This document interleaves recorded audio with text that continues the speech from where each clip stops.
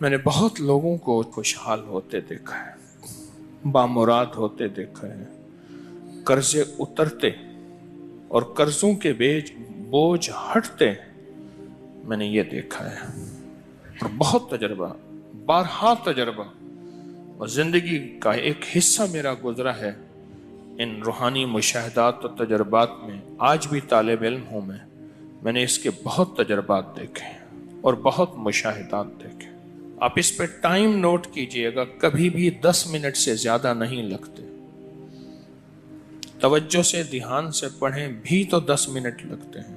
جو چاہتا ہے کہ میری نسلیں خوشحال ہو جائیں اور میری زندگی خوشحال ہو جائے، خوشحال بھی کیسی ہو؟ خوشحال بھی ایسی ہو کہ کسی کی نہ جیب پہ نظر پڑے، نہ کسی کی امداد ہو، نہ کسی کی مدد ہو، نہ کسی کا ہاتھ اوپر کا ہو اور میرا نیچے کا ہو۔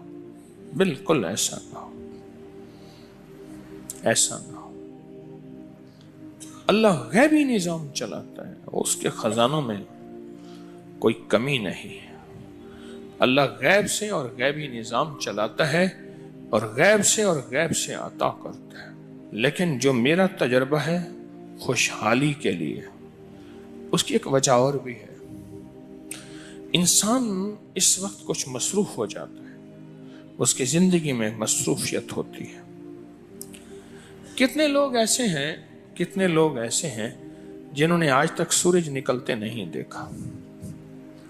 ایک صاحب مجھ سے کہنے لگے، تسبیح خانے میں آنے کے بعد میں عید پڑھنے لگا، کیونکہ عید تو وہ پڑھ دے جو صبح اٹھے، میں تو رات کے آخری پہر کو سوتا ہوں اور دن کے کتنے بجے اٹھتا ہوں، میں آج تک عید نہیں پڑھ سکا۔ اب تسبیح خانے میں آنے کے بعد عید پڑھتا ہوں۔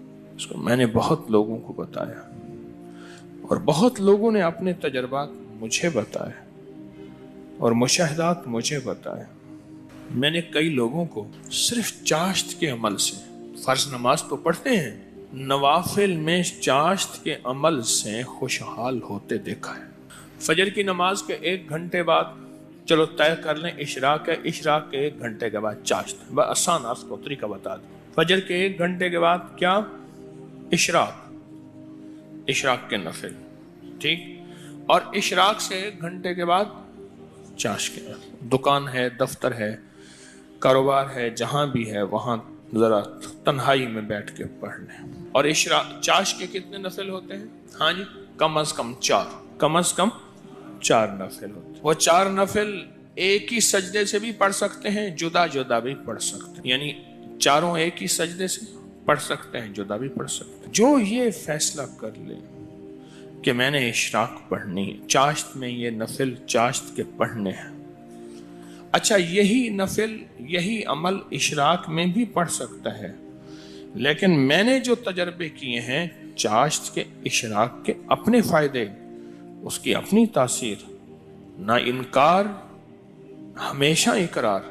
اب چاشت کی ایک رکعت میں جو بندہ چاشت کی رکعت میں 1 بار علم نشرح اور 1 بار قل هو اللہ، بس کوئی مشکل نہیں، یہ آج میں آپ کو عمل بتا رہا ہوں۔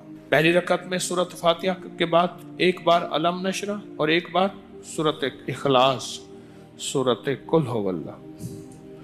پھر دوسری رکعت میں سورۃ فاتحہ کے بعد 1 بار علم نشرح، 1 بار قل هو اللہ۔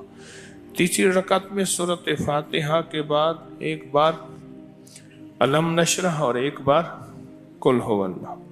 اور چوتھی رکعت میں سورۃ فاتحہ کے بعد 1 بار علم نشرح اور 1 بار قل هو اللہ۔ کیونکہ حدیث میں ابھی آپ ایک لفظ سنا، آپ نے ابھی حدیث میں ایک لفظ آپ نے سنا، وہ یہ لفظ سنا ہے، صرف سورۃ اخلاص سے محبت کرنے والے کا بدلہ بھی جنت۔